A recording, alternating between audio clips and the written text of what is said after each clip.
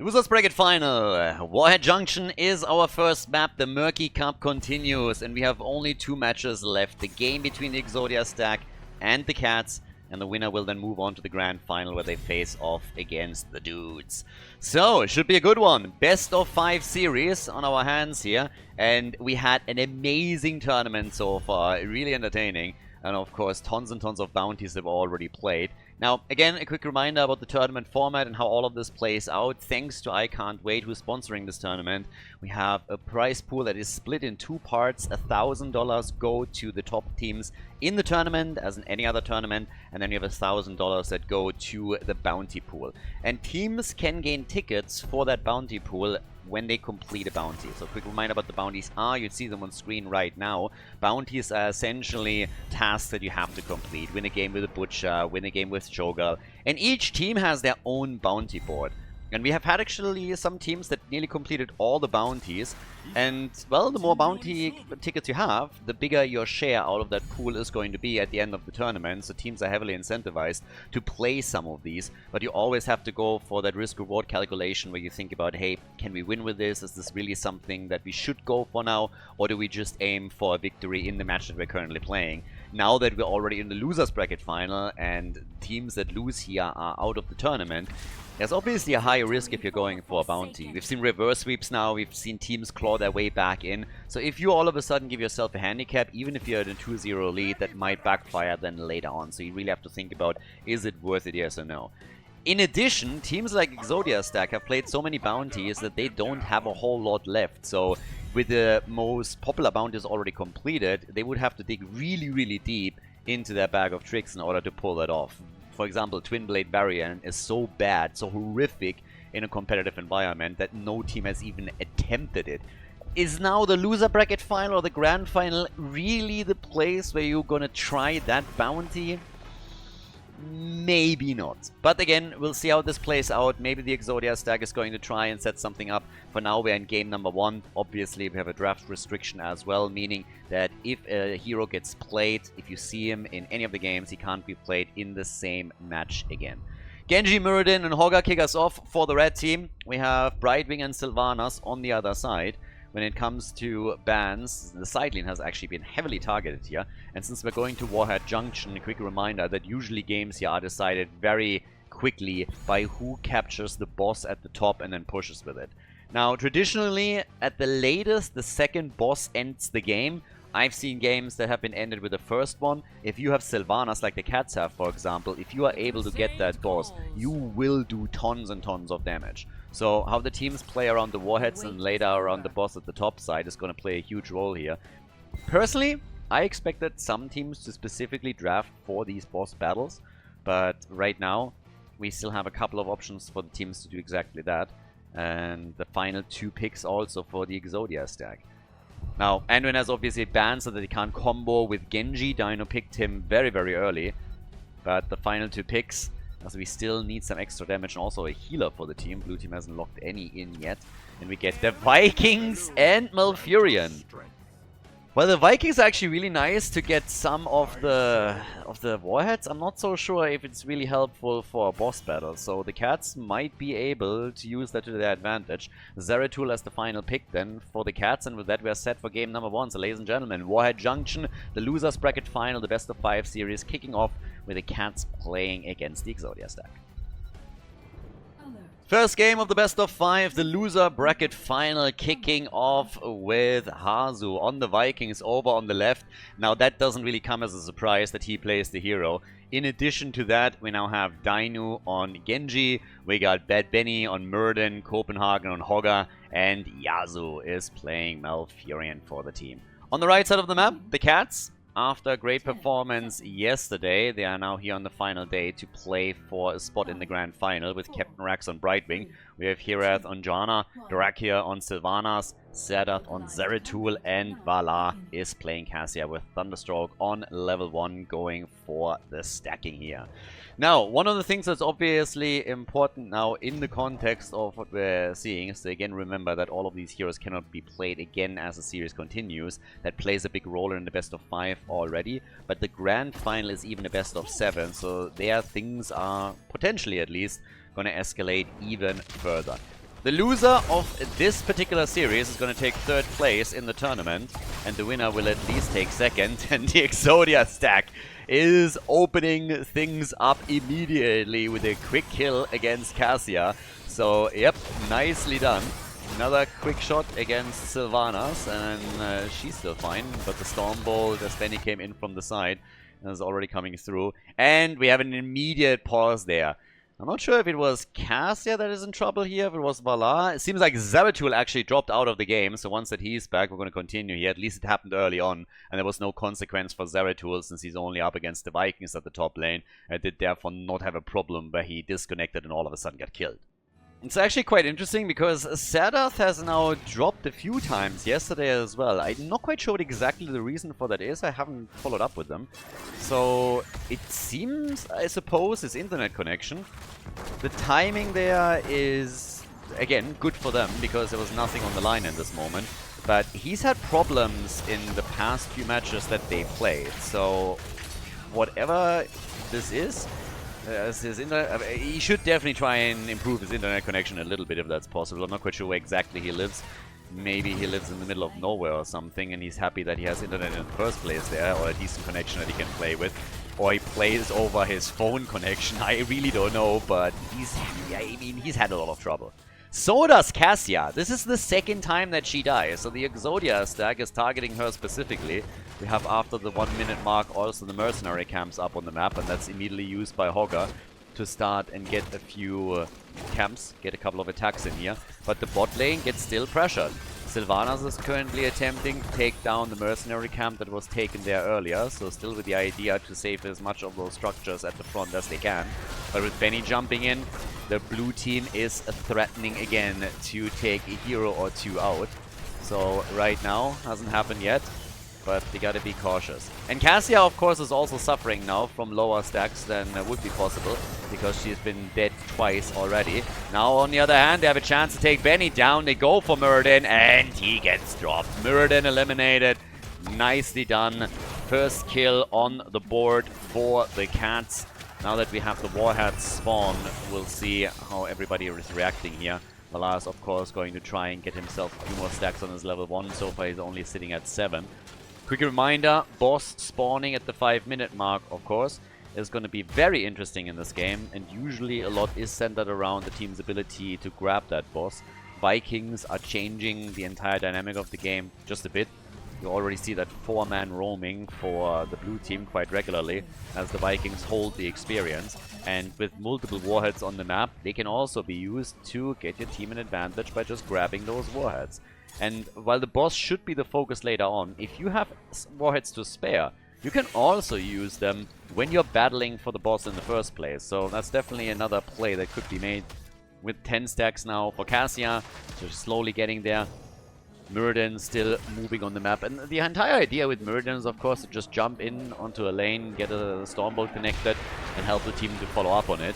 Here at Megalo here, yeah, they're all just moving back out and move towards the top, where another warhead is about to be taken. So they still hold 3 warheads at this point. 3 warheads for the blue team that they could use. Oftentimes the top lane gets pressure. Down at the bottom of the map though, he can still make a play here too. Brightwing trying to get out. Nice move by Hogger. Straight into the corner, and the fruit flies in trouble and gets destroyed. Sylvanas a bit too late to help out. Cassia at least escaped and is now trying to at least get a couple of stacks together. Maybe even a kill as they're moving in for Muradin again. And Bad Benny dies for the 2nd time. So for a moment it looked like he would turn into good Benny and escape, but nope, he's dead too. Zeratul, bit of wiggle room at the top, was able to take the gate out, and the towers are also pretty low, so that's a nice start for them as well. If you plan to end the game with the Sylvanas push and the boss at the top, then taking out structures on that lane is of course quite beneficial. They lose Sylvanas though, and this aggressive roaming squad that we've now seen multiple times from the Exodia stack is paying dividends for the team. So they're investing a lot of resources trying to make these moves, and it's working out. Currently, the idea would also be to steal one of the camps away. Now, that has not played out yet, but they're still on it. So, Muradin jumps in again. Stormbolt follow-up, and Cassia is in trouble and dies for the 3rd time. Zeratul, all alone at the top, is now moving down to help out the team a bit. But they see him instantly and can now react, so he has to move back out. 5 kills to 2, slightly inexperience also for the blue team. The Exodia stack doing fairly okay, as Cassia is now sitting on 19 stacks. She has been struggling, of course. We've been talking about it, but yes, she has for sure been struggling throughout the game. And here's Benny again. So Muradin is moving towards the camp as they are trying to defend against it. But he's so far out on the map and he knows that he has a follow-up. Zeratul has seen Genji at the top lane, if I'm not mistaken, though. So he's at least aware that the team is not down there with full force, but they're about to lock in level 10 abilities, and that's going to help them quite a bit. Jojo in trouble, but Stormbolt is already out. Brightwing is coming in to help out too, and they're still going to be totally okay here. But the pressure is on, and the Exodia stack in particular is now the team that runs the show here. Down at the bot lane, again, Hazu coming in with another nuke. Use it against the wave and also the fort.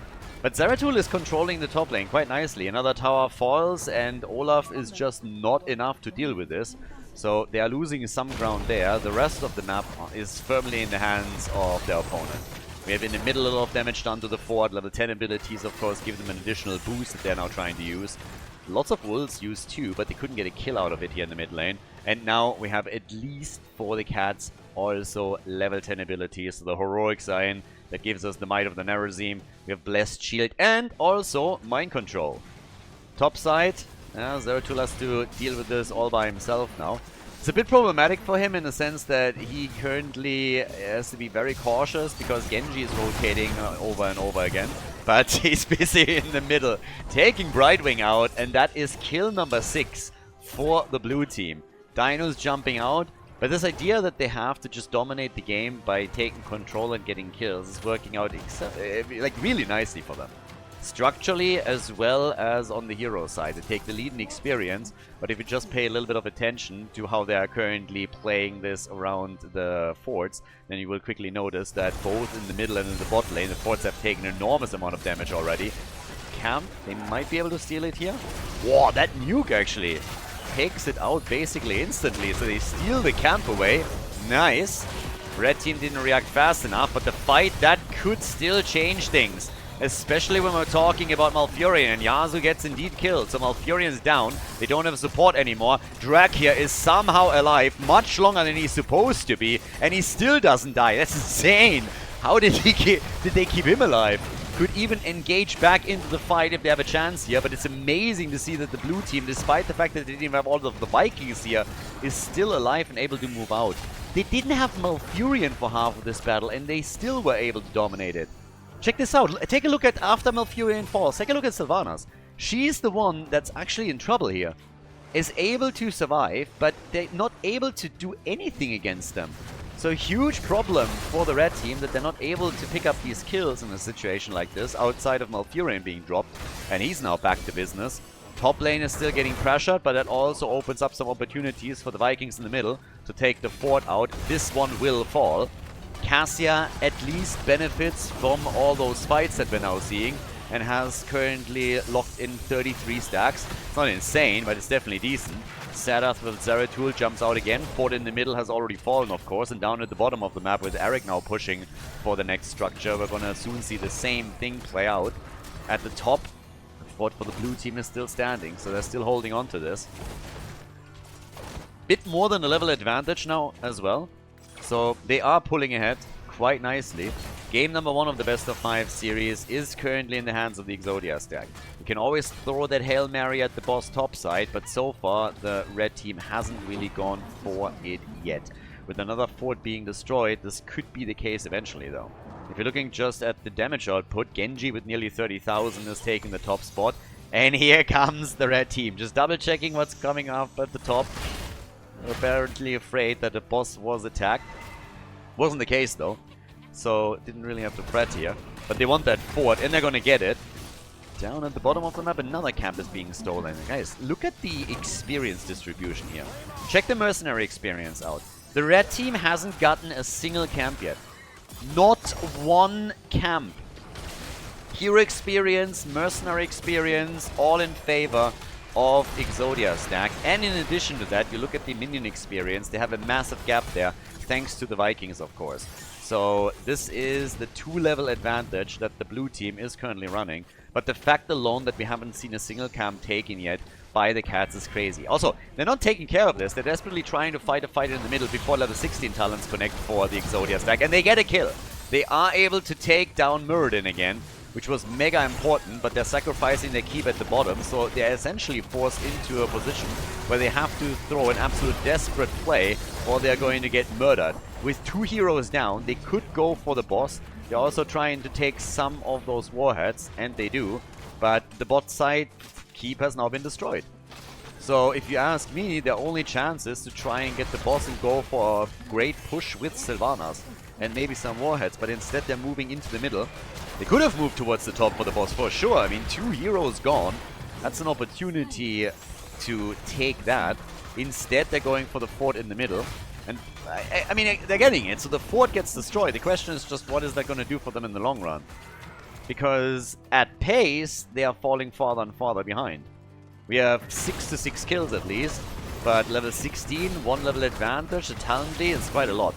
Now they take Olaf down, there's a warhead on the map that they could potentially take, but always assuming they're winning the fight here.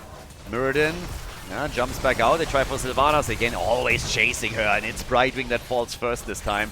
Sylvanas still alive for a little bit longer, but eventually Dino catches up and takes Sylvanas down to topside fort, take enormous amount of damage thanks to the camp. I really think that for the Cats it would have been a great idea to go for the boss and just execute the push at the top lane. The fort was basically gone, they could go for the keep, they got Sylvanas. So if anything, this could have been the potential play to get them back into the game. Right now they're falling farther and farther behind. It's only a 2-kill gap between the two teams, but if you just look at what the Exodia stack is currently pulling off here, they have absolutely no troubles. Boss is going to be taken 100%. Since the fort at the top is so low, it's definitely going to fall, and I guess their sights are currently set on that keep. They want to get a lot more than that. It's 16 versus 16 on the talent count. And everybody is back to business. But can they actually do something here? Zeratul! Not like this. Zeratul is gone. Hogger able to destroy him with a shockwave after he's able to blink out at first. But boss is already taking the fort out at the top. Now that Jojo is gone, this is going to make the entire defense even harder for them, if not impossible. I mean, this is a disaster. The Exodia stack just picks up the next camp mega quickly. Currently, the attack is coming. They're moving in with the Warhead too, speeding it up further. But they kill Genji. Dino a bit too aggressive, too eager to end the game for them, and that might set them back a bit too much. The keep at the top will, of course, fall. That's the second one that gets destroyed. And now on the bottom of the map, the Vikings are starting to escort some catapults in. But the core might not be on the menu right now. Jojo's back in 5 seconds and can start with defense. Yeah, core, of course, going to try and defend itself here. Vikings are slowly falling, and yeah, they're starting to move back out. That's the problem here. They just don't have enough firepower in that situation to really take the core out. But it is taking damage. It's down to 90%. A couple of catapults are now moving in too. And, well, this one is actually connecting. So somebody needs to deal with it. I guess Cassia will.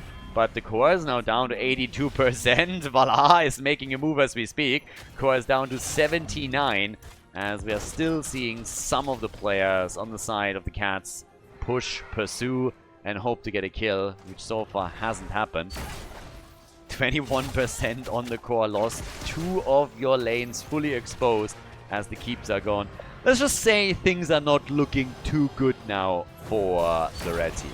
Game number 1, maybe a bit of a wake-up call for them, but at least we have them in a spot where, well, there's no at least here. I'm trying to look for the silver lining, but I honestly can't find one considering that level 20 has now been picked up by their opponents. So Benny is still alive and is jumping out here. If they get a few kills, even isolated ones, this might help them. But for the Vikings, we now get the Fury of the Storm. We have Rewind for Muradin. Brightwing is gone, and here comes Hogger with another big play as they're isolating Cassia. So she will die, and Hogger, he goes down. He was still trying to pop them out. Nearly did it too. But since they still have a 4 versus 3 going on right now, with so many players and heroes low on the red team side, this is a given that the game is like, it's going to end here. Catapults escorted in. Too much damage being done here as we speak. And just look at Zeratul and his hit point pool. He has nothing left here. So the core falls, it's going down, and we have a winner in game number 1, the Exodia stack with a 1-0 lead against the Cats. GG. Before we head into game number 2, make sure that you subscribe to the channel if you haven't done it yet so you don't miss out on any future content here on Khaldor TV. Game number 2, Dragonshire is our second map after the Exodia stack just took it on Warhead Junction. So, map choice went to the blue team after the Cats decided that they want to have first pick, first ban for the second map. Definitely a bit of a wake-up call for them, I suppose, how the game went. So, right now, the Exodia stack in a pretty comfortable lead. First game went well. I really would love to know if maybe the Cats would have been better off going for the boss at the top when they were able to get the 2 kills early. In a 5 versus 3 situation, with one of those 3 being the Vikings, they would have been guaranteed to take the boss. The question is then, of course, always how much could they really do with it. The fort was already destroyed, so maybe there was the chance for Sylvanas to push and get a bit of momentum in the game. As it stands, they decided that they want to go for the mid lane and push there. Maybe they thought they don't have enough time until Hogger and whoever else died are back on the map and can move towards the top to potentially contest that. But no matter what the reason for the decision was, didn't really work for them in the long run, so they lost on the fights there. The Cats in game number 1 not looking that great towards the end. The strategy just not working out. And now that we're heading into game number 2 of the series, of course, again, 10 heroes cannot be played anymore. Everything that we saw on the last map cannot be played again. We still have plenty around, especially when we're talking about globals, for example. So here in Dragonshire, you can still play Urel, Dehaka. Blaze has been banned, but there's plenty to go around if they want to have a strong hero on the top lane.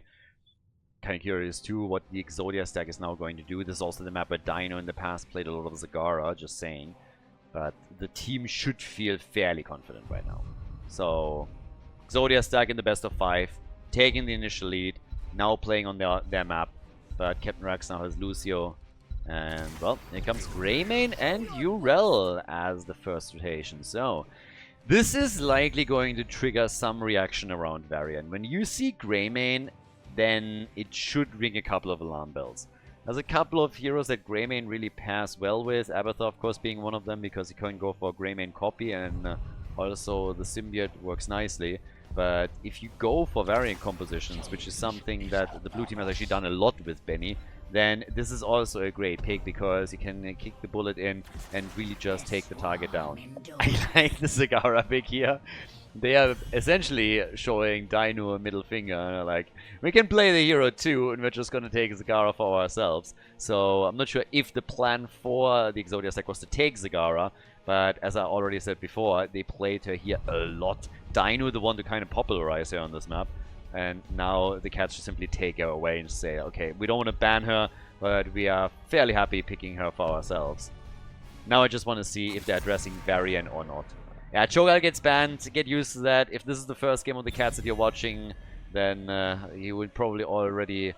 Or, well, you don't know in that case that they are playing a decent amount of Cho'Gall, and they haven't even completed the Cho'Gall bounty yet, simply because there was no chance for them to do that. You don't want to pick Cho'Gall in one of the first games of the series, but every single time that they play, Cho'Gall has then be banned out against them as we continued and progressed into a series. So, yeah, that's that. Well, in the meantime, we're now looking at Gul'dan, who gets banned out. The question, of course, comes back to Varian. I thought they would ban him. They decided not to, and here he is. Varian together with Anduin. So we are getting the taunt into the bullets. Dino is likely gonna... Could play... well, actually, when it comes to auto attack damage, most of the good options are already gone or banned. But he could still play a mage that gets them a bit more burst damage after Greymane. But the idea is, again, the same. You're coming in with the CC chain around Varian and his taunt, and then Greymane does his thing. Whereas, I mean, specifically Zagara needs to be mega careful here. But here comes Garrosh, and we get Sergeant Hammer. The final 2 picks on Dragonshire for the Cats. No Cho'Gall for them, but still some decent picks, and that leaves us, of course, with the final choice for the Exodia stack. So, what do we get from Dino now? Normally you will get a mage here. Chromie and Gul'dan are both banned, on the other hand. There's still a few options if they want to go for more burst, but yeah. Gazlo! Bounty attempt, apparently. Then the 1-0 lead, and they decide that it's Gazlo time. Alright, get the Lord in the house. Dragon Shy, ladies and gentlemen. Bounty attempt by the Exodia stack as they are in the lead in the series. And we're heading straight for our second map in the best of 5. Give him the clamps. We get Gazlo. So, bounty attempt by the Exodia stack. Going into some Gazlo action here by Dino. The blue team in the lead. We have Hasun, Greymane, Dino, and Gazlo. Copenhagen is playing Urel, Yasu, Anduin, and we have Bad Benny on Varian. On the right side of the map, the red team, the Cats with Captain Rex on Lucio. We get Sadath on Dehaka. Hirath is playing Garrosh, Valar on Zagara, Dracula and Sergeant Hammer. And it's time to see if they can bring the series back, tie it up, or if we have a 2-0 advantage after this for the Exodia stack and a completed bounty. They've completed most of their bounties already. They definitely completed more bounties than anyone else. A couple are still open for them, but let's see if they can complete another one. Gazlo, by the way, went into the big game Hunter as his level 1 choice, and he's losing a tower at the bot lane immediately. The two teams are going for a big of a race, because up at the top the same thing is now happening. Garrosh down at the bottom of the map goes down, but Gazlo gets not killed. Instead, Lucio went too deep and gets destroyed. Oh, he really wanted that kill. It would have been one thing if he gets the kill and then dies, but not getting the kill and dying is of course a bit of a disaster. And at the top, the push still continues. They got the entire wall out of this, so lots and lots of value here. Whereas the red team is finding themselves in a real awkward spot. They got the wall too, but they were hoping for so much more as they went for the push. And yeah, this is a bit of a... it's a small disaster. It's not the end of the game. Oh, Dino. Benny is coming in now and gets immediately pushed back. Does, of course, not have Taunt ready just yet. Dino's already moving back out, and Benny is eating a lot of damage here. So the Zagara Sergeant Hammer comp that they're currently using is doing a whole lot for them. And they might even get a fort if this continues. They're at least starting to do essentially the same amount of damage that was dealt out at the top. Nice flip. Garrosh with a prep. Benny dropping low again. And they take Greymane out over there on the left. So he steals the camp. Dehaka with a huge play. Coming in, taking Greymane out. Stealing the camp. And down at the bottom of the map, they're now going for the fort as well. So what looked initially pretty darn bad for the red team is now all of a sudden turning into a bit of an advantage for them as they're taking the bot fort out.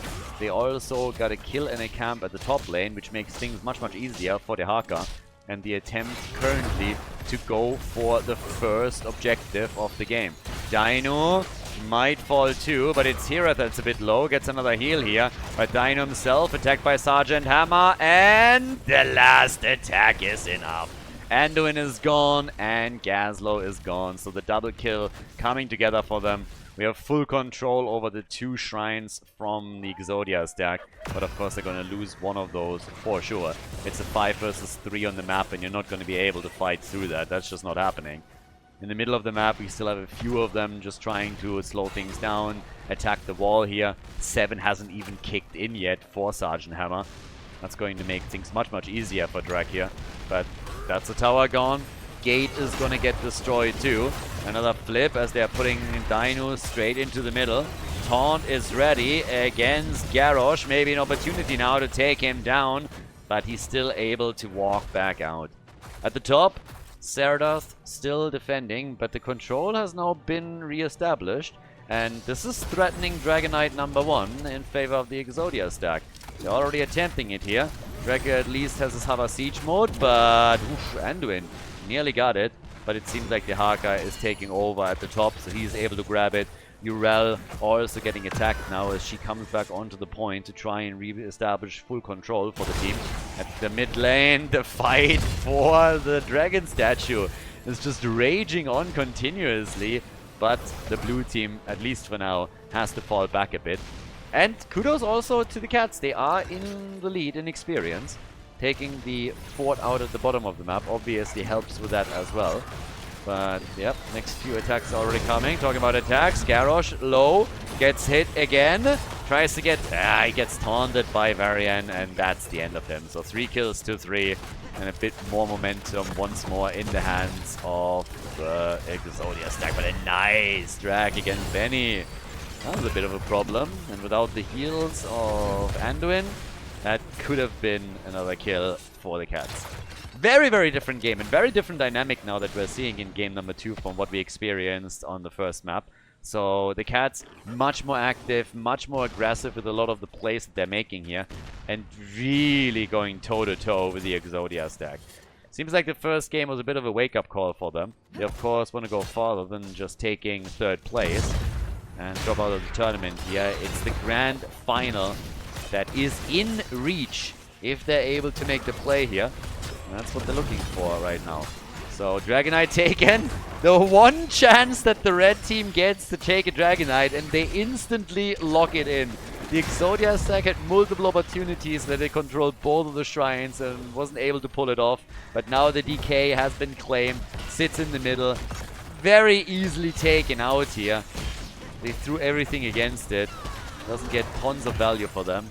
Could have possibly be played a bit better, but as is, still an attempt to at least play around the Dragon's Breath a little bit. They denied it to the opponent. They have level 10 abilities now. More is in. And on the other side, we get the bullet, of course. We also have the... oh, careful. The stun set up with Anduin going into the light bomb again. They kill Lucio. So, Lucio is a goner. He's dead. But so is Urel in the middle. Sergeant Hammer with the BFG, and they might even get Varian. Look at that. Benny, isolation, hit on him. The drag connecting previously still is able to get out from the looks of it. The taunt against the Haka, and a triple more from Zagara. Can they follow up? And the answer is yes, they can. Garrosh is dead. Gazlo. Both start with a G. So Garrosh involved in the kill too, but it's Gazlo that falls. And how many times did he now already die? That's the 2nd time the Dino goes down. He's, by the way, top damage. Top damage on his team. Nobody can hold a candle to Zagara, and specifically Sergeant Hammer, though. Those two are just way above and beyond the damage output of anyone else in this game so far. So, yep. They got a global still. They have Zagara also going for a few more camps. Varian is the only one that hasn't died on the blue team side yet. Everybody else has at least been dropped once here. And now all the way towards top right. Still the 3-man. Slowly moving in. Shrines get activated soon again. We have camps on the map. The 2 teams are now playing around, of course. A couple of mercenary camps here. And after 7.5 minutes, honestly, they're still very, very even. There's small advantages for the red team, like the fort that got destroyed at the bottom of the map, a bit of extra damage that has been done, a slightly inexperience. But none of that is a big lead that would really translate directly into a massive advantage for the rest of the game. So this can still be turned around quite easily. Sergeant Hammer now at the top, pushing the structures down again, as the Haka is trying to defend. So yep, those are some easy kills here for the Sergeant. Not really a problem. But at the bottom of the map, it's Garrosh that falls, and he falls to Anduin. Talk about adding insult to injury. 5 kills to 5, and with 13, yep, we're also getting the spell shield now. But this is a big push again. This is a big attack that we now get with the help of the mercenary camp. So good for them. Able to do quite a bit of work here. I mean, that entire fort is going to fall. I don't think that anybody is going to be able to hold that. So, yep, the fort is gone. Nobody's even trying to defend. That said, at the top lane, we have the same picture. So they traded forts, basically, is what happened here. And for the red team, not too bad of a trade. Accelerates the game a little bit. Also puts them in a spot where the opponent has only one fort standing in the middle of the map. So that's the next one. And late game is going to be very interesting here, of course, as well, with the Haka being the only global. Gazlo has gone into the Robo Goblin, of course, and we got the superior schematics. Actually, I shouldn't say of course. We've seen some grabber bomb attempts already, but Robo Goblin is the only good choice here. I love myself a good wombo, but we need Mecha Lord later. Give him the clamps. Gazlo, the big hero here. Not doing too bad. Again, the idea is to complete one of the bounties that they're still missing. And who knows, they might be able to do that. But again, it comes with the risk. So now the Maw is out against 2. Gazlo is again low. Dino needs to be mega careful. I mean, these attacks keep hitting him hard. And Sergeant Hammer nearly got another kill here. So as his stands are getting pushed back. And they have a bit of a problem dealing with Sergeant Hammer, of course. So Drak here is continuously being defended by Garrosh and is able to slowly sneak forward for one order attack or 2 and is starting to whittle the hit points down very nicely. Bullet is out. Here comes Urel. Immediately they're both being pushed back and Sergeant Hammer is doing what she can in order to get kills. Light bomb against Hirath though, and that's the kill. Garrosh is gone. Well done. Could have backfired, but they were able to pull it off. Now we're having the Haka taking control at the bottom of the map as Gazlo is doing the same thing topside. Level 15 for both of them. And now the move for the fort. And of course with Gazlo and Greymane, both of them working in tandem, there's no saving this. So another structure falls on the red team side. Getting to level 16 would help them. But in the middle, Zagara, same move. They're really trading structures time and time again. There's a double wave at the top lane going over the Bridge of Death, but there's nobody with it, so nobody does some extra work there. Drakia pushing this out a bit further. 16 is now ready. Gives us also Giant Killer. Great for Sergeant Hammer to pad the stacks even further. And Gazlo has gone into the Overclock. Okay, so... yeah, Overclock is actually kind of fun. I mean, he's going to leech on the targets. We have 20,000 damage now for Varian. This is kind of amusing to me. Varian, tank Varian, top damage for the blue team. Half the damage of Sergeant Hammer, just saying. That's what we're looking at right now. That's the situation on the damage numbers. They still got 6 kills. They're actually ahead in kills. But, yeah, that's still kind of wild. Now, Gazlo, oh, careful. So, yeah, Hira. And there's the Tong attempt from the Haka. Failed to connect this time. Yeah, I want to see someone overtake Varian as the top damage dealer at least.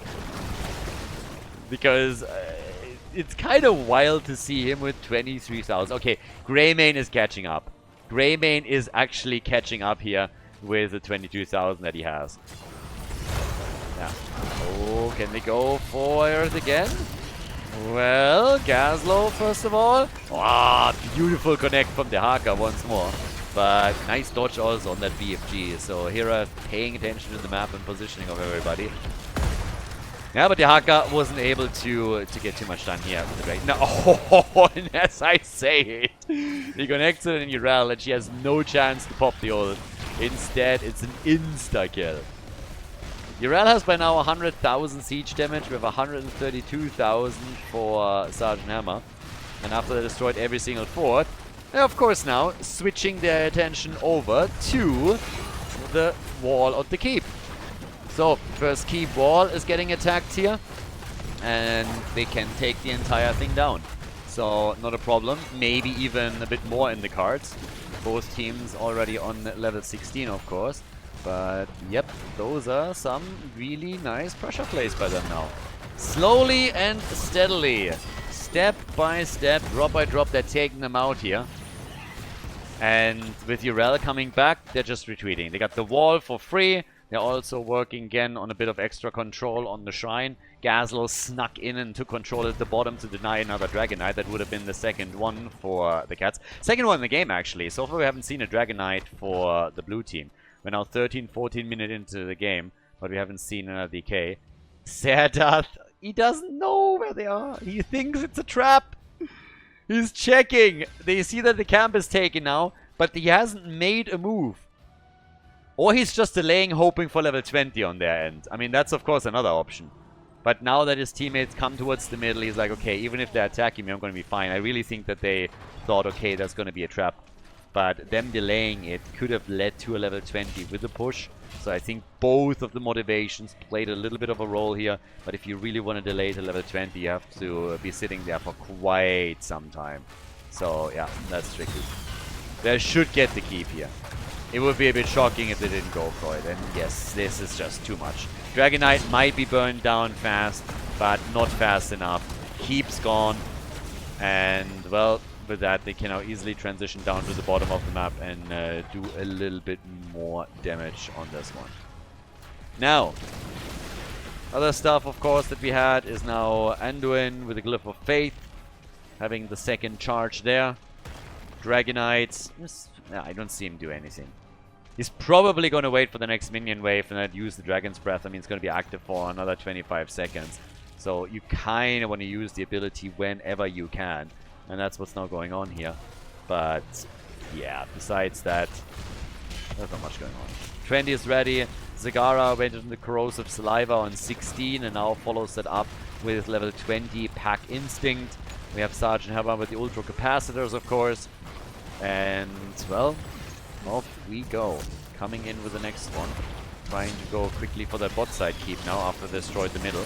Half level advantage. Around 20. Dino gets saved for a second, but that could have been another kill. Anduin to the rescue. They are still pressuring. And here comes the drag just after the maw. And the ult. Whoa, used in the final moment by Copenhagen. So he is still alive. But they are getting, again, melted away down at the bottom of the map. And it allows Drag here to get attack after attack in, and it results in another key falling. So while these fights are not putting the final nail into the coffin yet, well, maybe now they do, it still takes a toll on the blue team, and them losing 2 forts, 2 keeps in this game is of course disastrous. And now it seems that they're absolutely done with it. They're not even trying to fall back anymore. They're just saying, you know what, we can do the same thing on the core too. If they push into us, we have Sergeant Hammer. We're going to use that damage. Both teams now with level 20. And the red team falls back. They don't want to risk it after all.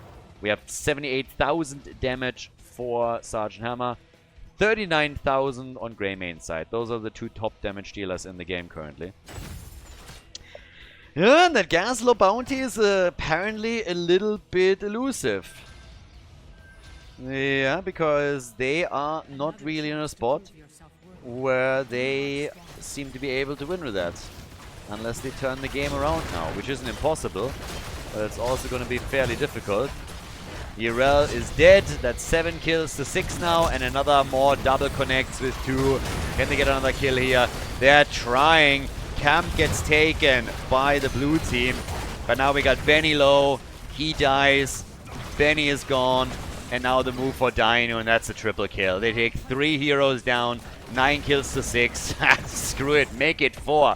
They go for the quad kill, and only Anduin still survives. He's employing the French defense here, and nobody runs away as quickly as Anduin. Maybe with the exception of Yasu on, sorry, with Captain Rex and Lucio, which is the reason why they get him in the first place. That's a 5-man team wipe. Even the French defense didn't save Anduin, and it's going to be the end of the game. So the bounty unsuccessful. It's a tie in the series. They gambled a little bit too much, and it backfired. The Exodia stack, they lose on Dragonshire. They're not able to complete the bounty, not able to get the 2-0 advantage. Big camp, by the way, at the top. It's a double. But we now have a Dragonite also moving through the map. Not that it matters anymore. Might not even make it for the final shot, and doesn't. That's game. The Cats with the victory and the first point on the board. GG.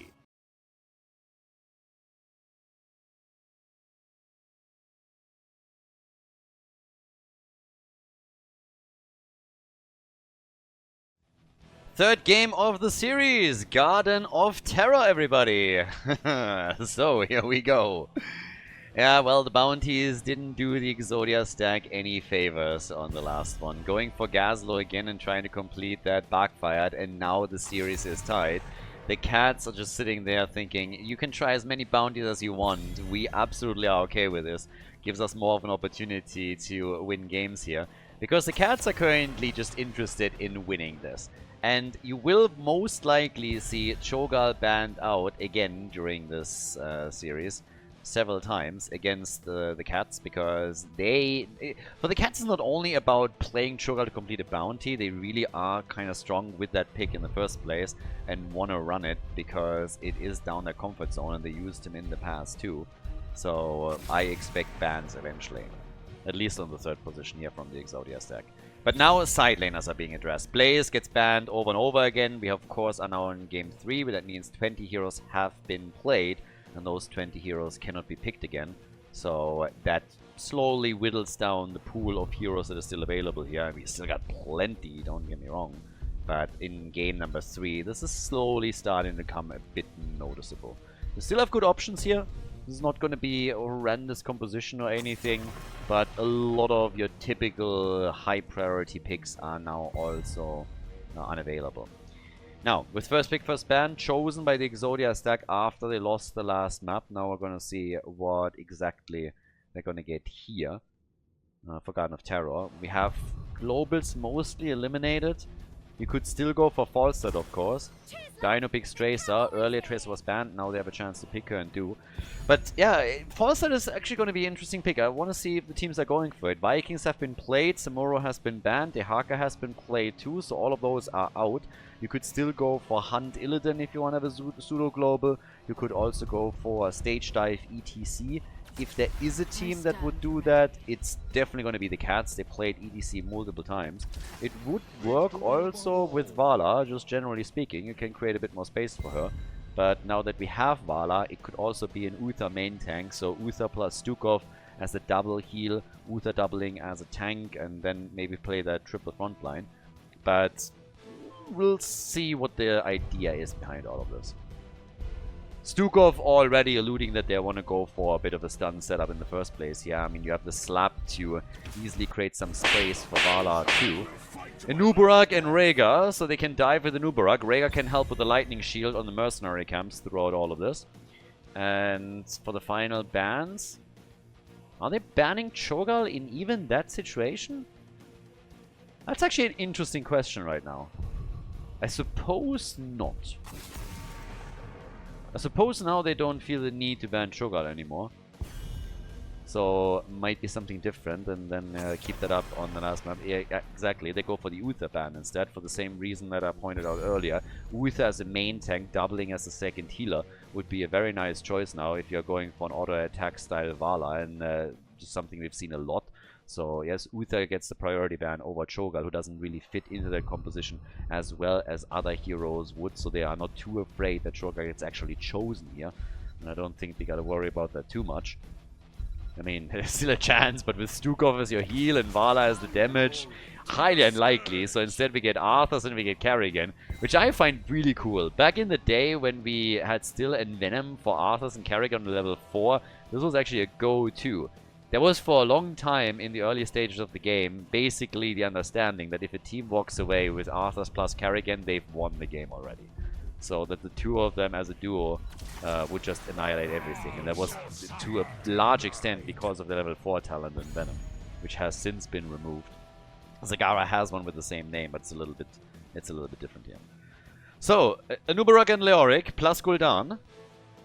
Still a decent comp, as you can see. And that leaves us with our final pick. And what are they doing with Vala now? Is it going to be a second damage dealer? Are they going for triple frontline? Or are we going to get that second support now? Garden of Terror is a big map. And we get ETC, so they have a big frontline here right now. And yeah, a lot to protect Vala. But does it work? We'll figure it out right now. Game number 3 between the Cats and the Exodia stack. Third game of the series, Hazops on the left for the blue team with Gul'dan. Yeah, we got Yasuo and Rhaegar for the third map, Dino and Tracer, Copenhagen is playing Leoric, and Anubarak is played by Bad Benny. On the right side of the map, their opponents, we have Captain Rex on Stukov. The Cats are playing with Valar on Karrigan here. Still an auto attack style for Drak here, playing Valar. But we have Sadath now on ETC with Progrock as his level 1 choice. And on top of that, Hirath with Frost Presence on Arthas. So very beefy front line now for the red team as they're hoping to get all of that big damage in with Valar. And the blue team will attempt to take it down as quickly as they can to remove those Gambit stacks and therefore the extra auto attack speed that she gains. Leo already ghosting out a bit here. And Valar is starting to work the first few auto attacks in at this point. Dino, of course, with Tracer.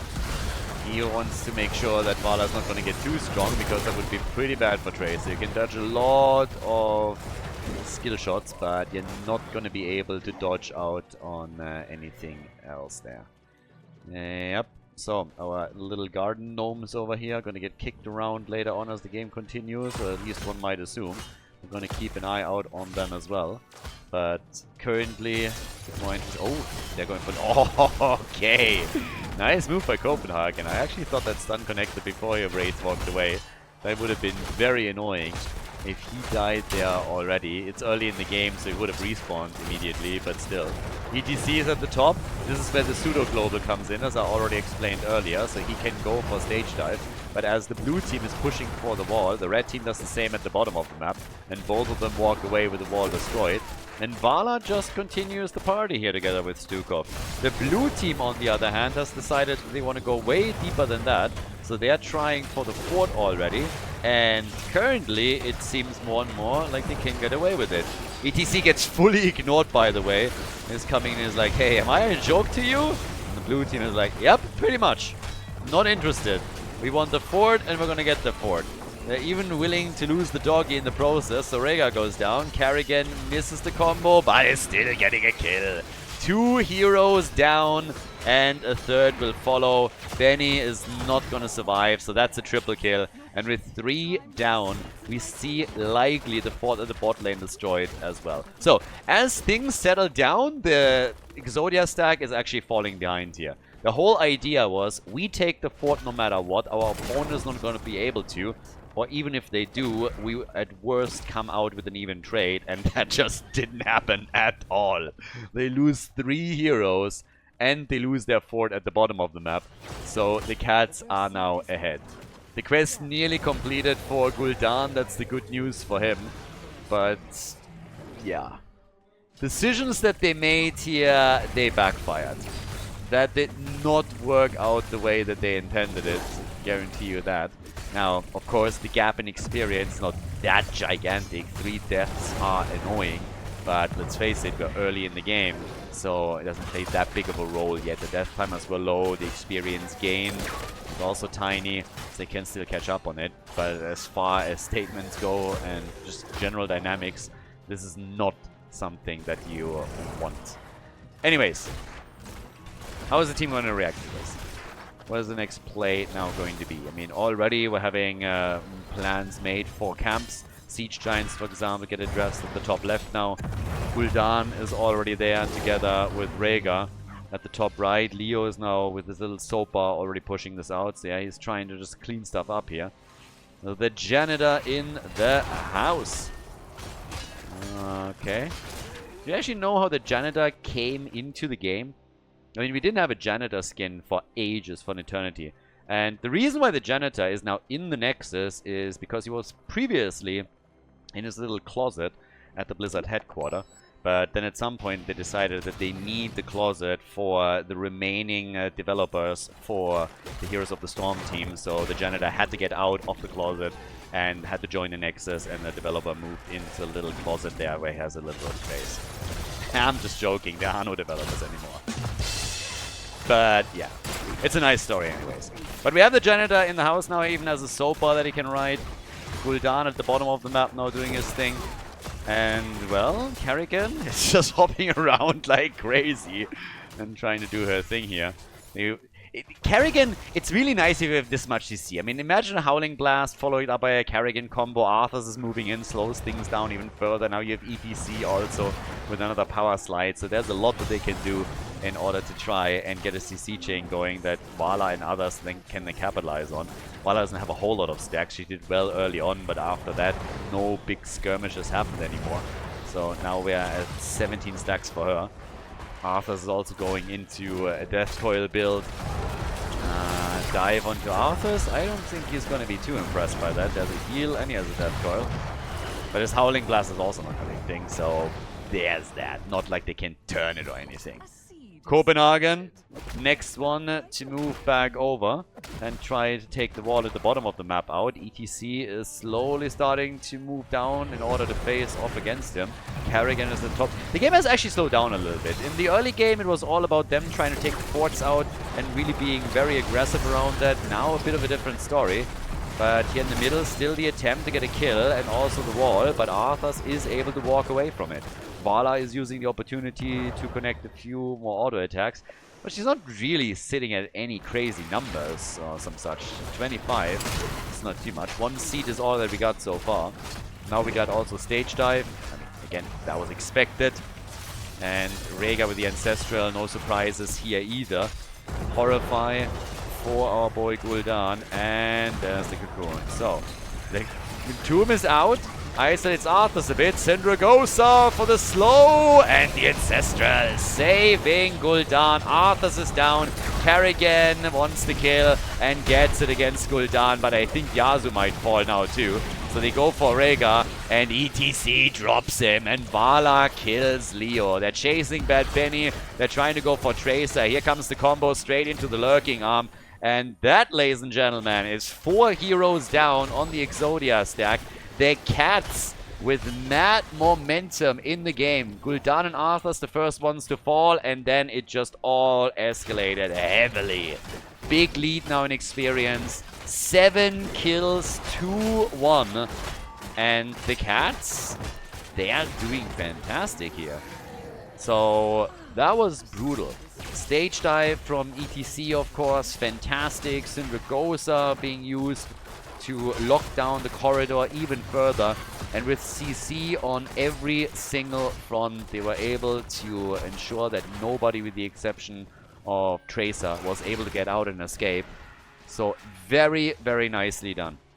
Really well played. And the result is a lead in experience. And on top of that, also the chance to now just gain even more momentum.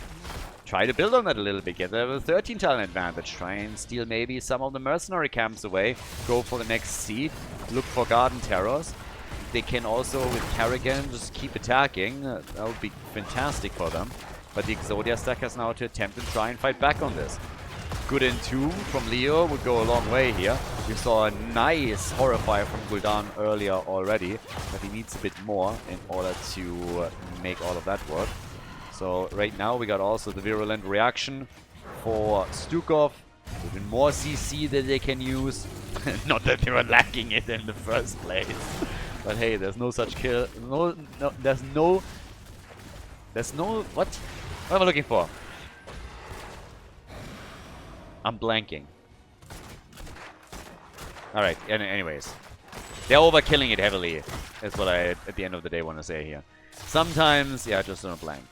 So, well, Vala now down at the bottom of the map, still dealing with the camp a little bit. ETC just jumped in. They were hoping to go for Gul'dan, I suppose. Xerath gets horrified.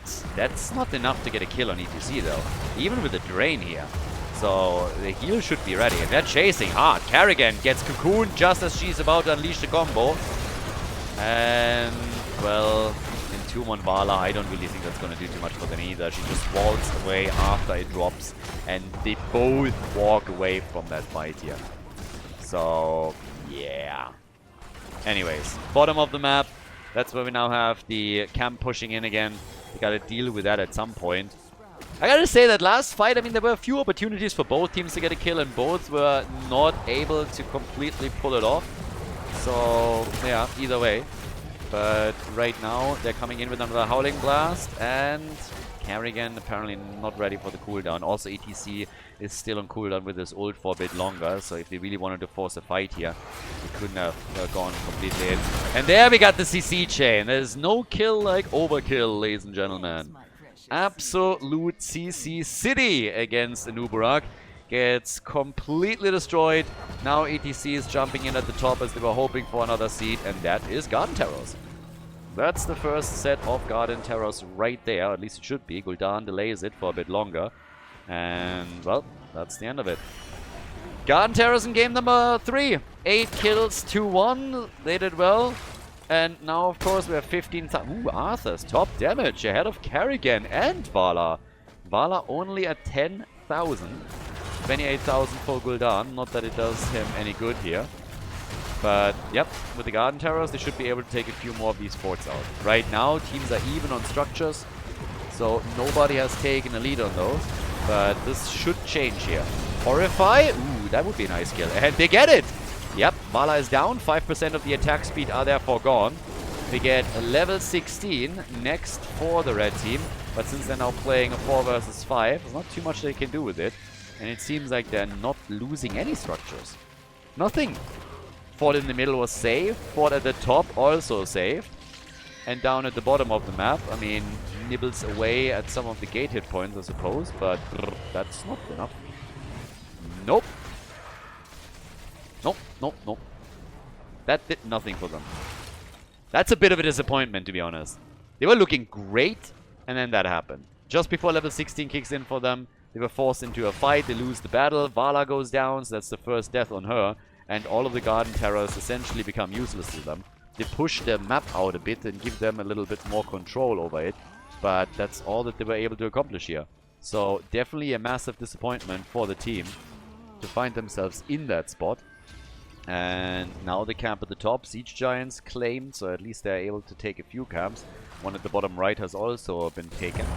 But that second kill for the blue team was important. And now they're getting another one. Vala gets killed again. They are a bit off at this point. They need to stay together as a 5-man to make these moves. Stukov gets horrified, so does Carrigan. Nah, nearly the kill on that Benny, but Anubarak is able to get away. Dives back in. Chrysalis from Carrigan. Arthur somehow still alive as well. They're actually surviving through all of that. I am impressed, honestly. Both of the teams didn't lose another hero here. I thought for sure that somebody would fall. At the beginning it looked like it would be the Cats that lose another one. And then when they were able to survive through it, it was the blue team that dropped dangerously low on several of their players. But even they survived. So Vala is going to be back in a moment. 38 stacks, by the way. It's not really a brawl-heavy game, but this is still a very low number for her. If you have fight after fight, and of course she's going to sit way higher than that. But, yeah. Here comes another quick hit against Anubarak. Yeah, that's the problem. Benny just gets caught, and with this much CC, he won't get out there. Stukov drops the lurking arm on you, and there's just way too much CC to lock you down. So they see him pop up, and then BAM! Insta-kill. This is the second or third time that he pops his head out somewhere on the map, and he gets just crushed within a moment. So another seed is about to be picked up by the red team. They're going to be able to grab this one with ease. And, yeah, then we'll see. I mean, Carrigan is currently down at the bottom of the map. And is defending there. For them, it's really important that they have the team together when it comes to these fights. They need that CC chain. ETC can always slide back a little bit and then come in with a stage dive, but Carrigan, for example, is now missing it. It's a 5 versus 3 that gets forced, and Vala is down. They can't allow for things like this. You can't keep them... Ultralisk missed, so the Ultralisk gets thrown out, misses. ETC dove in, but they're losing Vala way too quickly. This is the third time that she died now, so after level 16 is ready for them, they've now lost her 3 times. That means 15% of the attack speed bonus is gone. That's annoying as hell, and it's also their main range damage dealer, their only range damage dealer. They need to keep Carrigan in the mix. If you're starting to split off heroes from the team other than ETC, you're just inviting situations like that. At least push not that aggressively out onto the map. So the Exodia stack is starting to take more control of the game again. And that situation has been invited by the Cats with the mistakes that they made here. Fantastic mid-game, but now here in the later stages, they're starting to struggle. It's Arthur that gets targeted next. He's dead too, so that's another one that gets destroyed here. And of course now the play for Carrigan. Arthurs and Carrigan both fall. Khaldor is really racking up the numbers right now. They are half a level ahead, a little bit more than that even, and with level 20 just being imminent, we now go for the bottom keep, and the cats are just falling apart.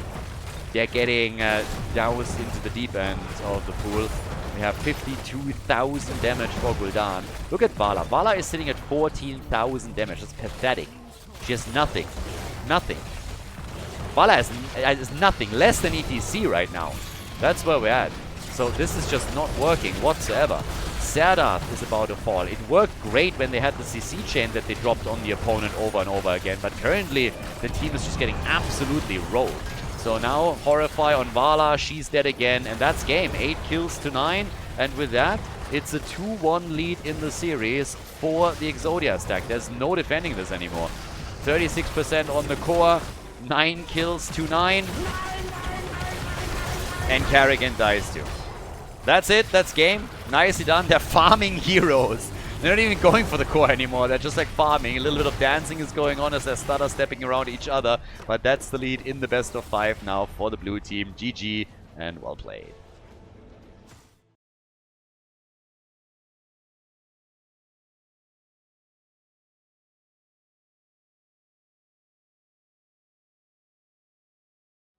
Game number 4. 30 heroes are now unavailable for the two teams. And we're headed to Tomb of the Spider Queen. The Exodia stack again with the lead. Now, I'm not sure if they're looking at this game, they're saying like, you know what, maybe it's time for another bounty attempt now that we're ahead.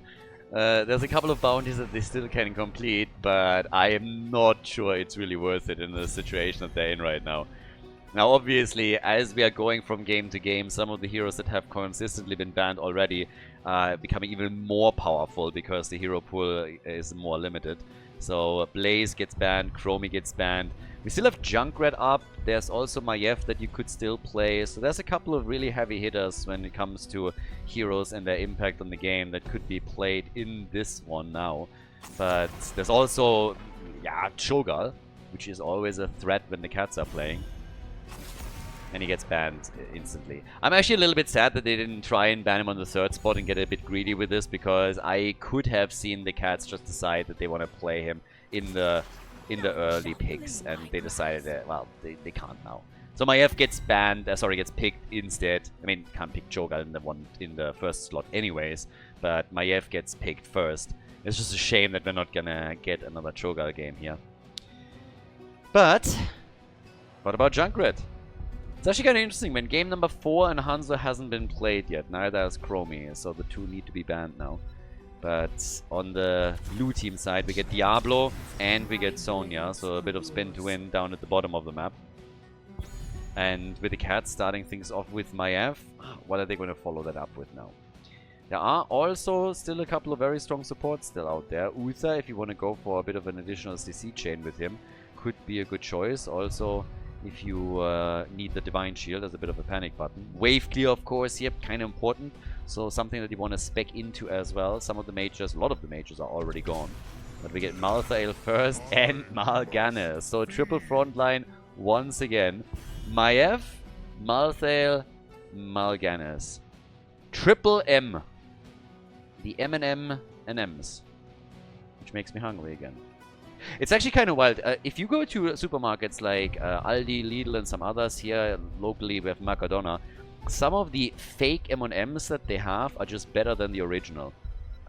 When I can, I don't even buy the original. Currently, the best one that we have, the Lidl M&Ms, the fake ones, are actually very good. Probably one of my favorites, but the one that we have at Mercadona here are even better. So I gotta say, for quite some of these things, the not original is just the choice to go for, and that is my personal pick for sure. We're talking about, by the way, with M&Ms, we're meaning the ones with like the peanuts as the traditional M&Ms in Europe. I know that we're talking about the ones in the US, and it's like very, very different, and there's also all kinds of stuff with like peanut butter and white chocolate and whatnot. But yeah, so here we're talking about like the peanut ones. Auriel and Mephisto. Okay. I mean, every time I see Auriel, immediately it's like, alarm bells because you're expecting Cho'Gath. But since he was banned, that's not happening. But the final 2 picks now, I'm really curious what the damage dealer is going to be for them. I think Cassia... Cassia has been played, right? In this series? Was she played in game number 1? I think so, yeah. They got multiple kills against her, so she's not an option. Falstad, by the way, is still up. Not necessarily for this map, but if we go to game number 5, that might be a thing. So here on the 4th map now, match point number 1, we have Tychus and Whitemane. Okay. And that leaves us with our final choice for the blue team. So, we got Mephisto as 1 damage dealer, as the mage. I mean, he already is an insane nuisance and usually like leads the charts in damage for a long time too. But our final choice is Tacita. Yeah, double mage, Mephisto and Tacita. Ladies and gentlemen, match point number 1. Let's see what the Exodia stack can pull off here. No bounty attempt by them. They want to win. Let's find out if they can. Game number 4. It's match point, everybody. The Exodia stack in the lead with a 2-1 score. And over on the left, we have Hazorps on Mephisto. Copenhagen on Sonya. Tacita gets played by Dino. We got Bad Benny as a frontliner again on Diablo this time. And Auriel is played by Yasuo. This was nearly a full Diablo team. Only Dino had to screw it up, obviously. It's the Protoss players, you know, that just screw things up non-stop. The Cats on the right side with Captain Rex on Tychus. We got Valar on Whitemane, Drakia on Mal'Ganis, Hirath on Maiev, and Sedath is playing Malthael. But yeah, it's actually kind of wild. With Tacita, if they would have just swapped in, I don't know, someone else, they could have gone for a Diablo team. I'm currently thinking about who was still open, who would have made sense in that position from the Diablo universe. I mean, there's obviously still a couple of picks like Deckard Cain that you have gone for. But in regards to range damage, there must be a couple of survivors as well that he could have chosen here. I mean, either way, compositions are... well, Tether, Benny, hello, and that's a kill! The Cats want to go to game number 5, apparently. Somebody is looking for a few more kills. So, yep, they are able to get a quick hit in here. Hazorps at the top. He went for the Skull Missile build, has to also be a bit careful, of course, that he's not getting tethered right away, as we're seeing here, but there was no follow-up this time. So, they're going to be fine. Now, down at the bottom of the map, that's where Sedath is moving in with against Copenhagen, 1-on-1 lane established. And as was pointed out, Nazeebo would have actually been a choice. So instead of Tacita and Nazeebo, you have a full Diablo team. And that would have not been too bad either. I mean, that obviously is something that is more late game oriented, but is definitely playable. I've actually seen some plays around Nazeebo as teams were trying to play that off. So, yeah. Red team still aggressive in the middle of the map, as they're currently doing their thing. Okay. And yeah, then at the same time now we're having the push from the camps. So both of the mercenary camps have been taken. That normally also indicates that we have the push for the siege giants at the bottom of the map, which is exactly what the red team is currently trying for. We had, at least initially, Copenhagen double checking what was going on there, but he already realized that he won't be able to do anything about it, so he moved away from it. So we're still looking at that one single kill. Interestingly enough, by the way, no bigger they are, but instead we're getting in the rhythm. We've seen some auto attack styles from Tychus also in the past, where he went full on, pressed the advantage on level 1 in the rhythm, and then followed that up even with further auto attack talents like the combat tactician. But in this case now, trying to extend the duration a bit. That is always nice when you have somebody that stuns targets initially for you, so that you get a bit of duration out of it. It can work extremely well if you have Garrosh on your team, for example. You throw somebody into the mix, the hero has to move around you first, and that guarantees that with a nice trade you can do a lot of stacking for Tychus, and yeah, really work that in. But as we speak, we now have Drakia starting to move over again. Top side, okay, they look for Benny, but Hirath is also low, so Maiev has to move out there. Copenhagen, careful, another attack is coming. Benny, yep, They are trying for Diablo again, and that's actually nice stacks for Tigers. Damn, 17 stacks on this one, and they get the kill. Woo. 2 kills to 0. And tough times for now on the side of the blue team. That's the second time that Diablo fell. And they isolated him well. Gotta be careful of Maiev and Tigers with that combo. That said, I also know exactly how the last time that we saw Tassadar played here, how much damage they were able to do. So Tassadar can really chunk after a while. But it's about the gems, it's about the turn-ins, it's about the web weavers for now. And at least in this case, it's also about Mal'Ganis, because he was nearly taken out there. Level 7 kicks in faster for the red team, so they have that. Down at the bottom of the map, we now got Dainu, Copenhagen, just doing their little thing. Hira, Sadath, all in position on this. Then again, we're having Dainu sitting in the middle. A bit of an awkward spot right now. They don't have level 7 talents yet. They would like to interrupt any turn-in attempt that happens because they don't want to go up against the web weavers here. If they can get a kill, that would be great. Good wall stand now. The whip actually missing from Yasuo, so he wasn't able to connect that. And while this still plays out, we have additionally the Psionic Echo here, so it's all about the AoE. Of course, you want to control the waves as best as you can if you're playing on Tomb of the Spider Queen. For those gems that you want to turn in. That's a kill, isn't it? Yes. Dainu, though, is... Oh, he's alive! Plays with vision and then gets murdered by Maiev. So an exchange in kills as both Tassadar and Malthael fall. But they're all getting aggressive here. They're all trying to get ahead and secure a bit of a lead. On the experience side, the red team is ahead by half a level, but nobody has turned in yet. We have 50 gems in the hands of the Exodia stack, and another 43 for their opponents. Again, the attempted setup on Diablo. Benny saved though by Yasuo, and with level 10 abilities, there will of course then also be Aegis, so if the shit hits the fan, you can always come in and drop the panic button on them. But the turn-in has happened regardless, so... Here comes the first set of web weavers for the red team. No level 10 just yet, so they're not able to go straight to level 10 with this. But top side, defense is going to set up with Dainu. He has the wave clear for that. And in the middle, they can't lose Diablo right now. Benny! Uh-oh, and he's gone. Lots of gems that they have to recover. They also killed Tiger, so that one was big. They recovered the gems too. The tether still happened. And whew, they are defending against the weapons. Did they actually recover all of the gems? I'm not so sure. We're going to see that in a moment. But yeah, losing Diablo in that situation was definitely a problem. 40 stacks for Tigers. And let's not forget that they also have their level 10 abilities now. Yeah, okay, they recovered the gems. They did. 68 in their hands. So they can go for their own turn-in. And to be fair to the blue team, I mean, they might have lost Diablo here, but the defense was still pretty strong. They were able to set that up completely, so no problem here whatsoever. Now we have even Leap taken from Sonya, so they got Leap, they got also the Durance of Hate. They can follow some of these up very nicely, one with another. Already the whip is in. There's the wall. They're trying to put them straight into sleeper mode again. Aegis, of course. And here comes Archon. Big damage against the backline. Then again, Mephisto a bit low, gets the heals and is still alive here.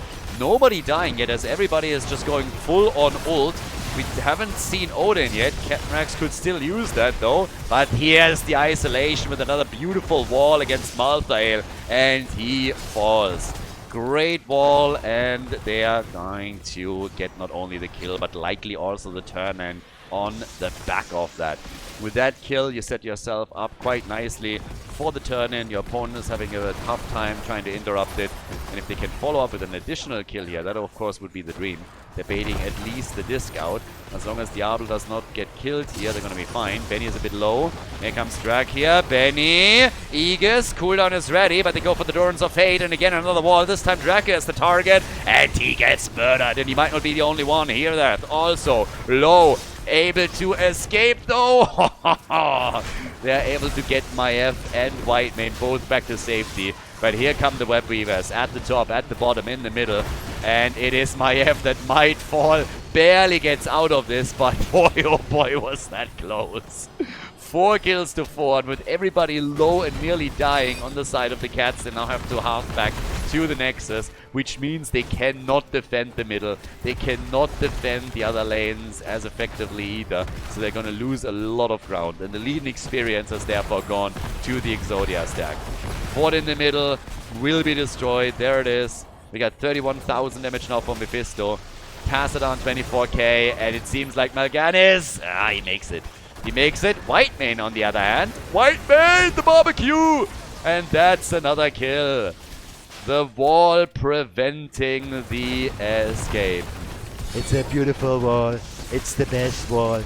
Everybody says so.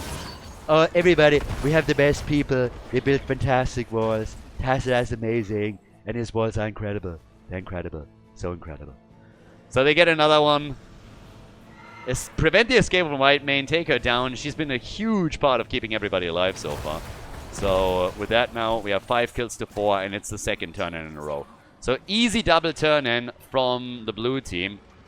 And with that now, the chance to take a few more structures out. And honestly, they can really start a snowball this year. They have a talent advantage for a little bit longer. If they are able to get another kill, Leap is back up in 15 seconds, for example. So there's a chance. They already move in for Mal'Ganis. Sonya's Leap ready in 7. But she's down at the bottom of the map too, so it's not like she can do a whole lot over here. No stack yet for Malthael either. So that's another one. But yeah.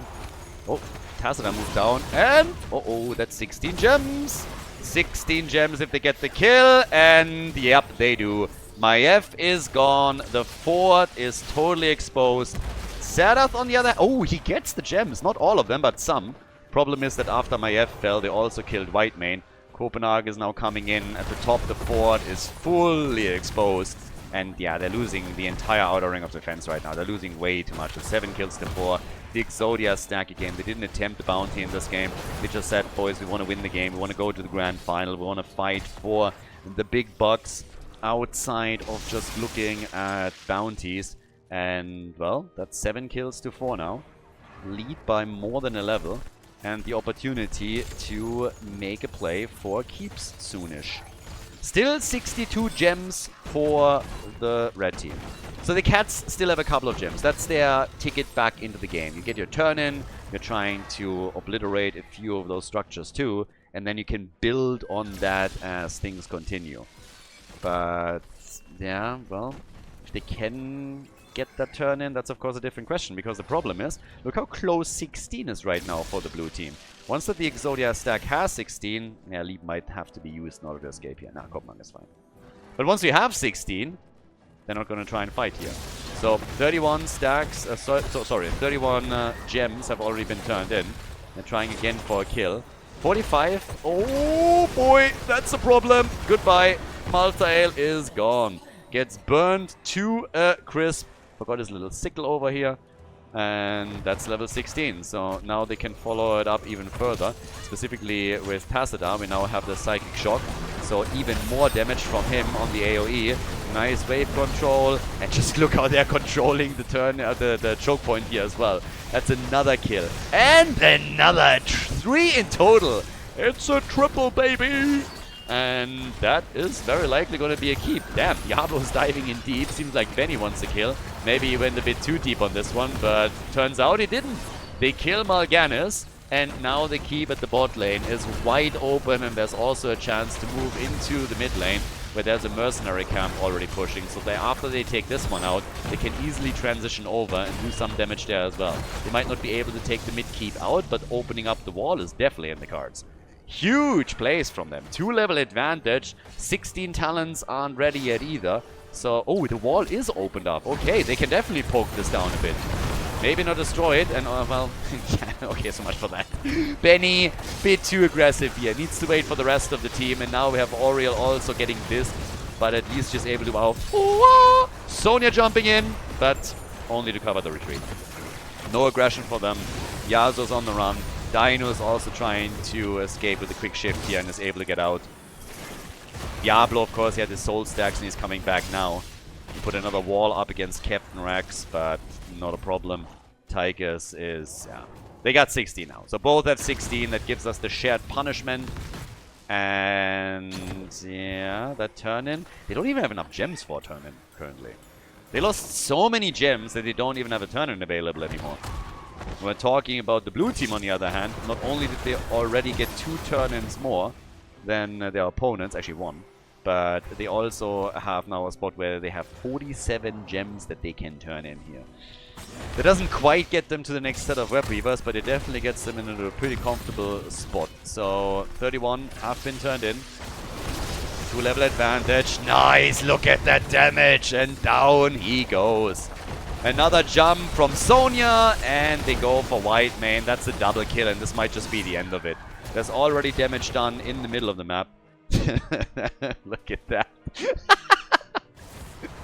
Oh, that minion has a big job. No, don't. Don't do it. That minion is amazing. He doesn't give a shit about anything. He's just there. I got one job. And I swear. No, no, no. Hear that? Don't you dare. Don't. Oh my god, Drachia, how could you? No! Nope. That's just not cool. His life's work has been destroyed. That is just not okay. That is not okay. That's a yellow card. Yellow card for Drachia. So, yeah. That is just... I don't even know what to say here. I'm so sad and disappointed on a personal level now. 13 kills to 5, by the way. And we have half a level until 20 talents are in. Somebody needs to destroy that wall. They have to go and avenge the footman. Come on, take it down. It's one hit. Just do it. Just do it. Post-mortem. Make his dream a reality. Live the dream for him. Come on, hit it. Hit it. I hate you, Benny. Hit it! Thank you. There we go. Round of applause. So, he might be dead, but his life's work was accomplished. I can appreciate that. Level 20 talents are in. That gives us the crater, by the way. So they're going full crater on this one. Force barrier, so even more wall. Donald would be proud. And the chance to go for keep and core. Keep in the middle, destroy. Keep at the top is about to go down. And then they can easily spiral that forward towards the opponent's core and try and take that. Everything is destroyed here. Maiev goes down. They're losing too much ground. Area crater, and there's the barbecue. Beautiful setup for Diablo. White Mane gone. They go for Tychus. He falls as well. And that's all she wrote, ladies and gentlemen. That is going to be a 3-1 victory for the Exodia stack. The Cats take 3rd place in the tournament. Congratulations, still a respectable result, but it is the Exodia stack that moves on to the next round, to the grand final, where they face off in a best-of-7 series against the Dudes. The rematch from the winner bracket final. GG.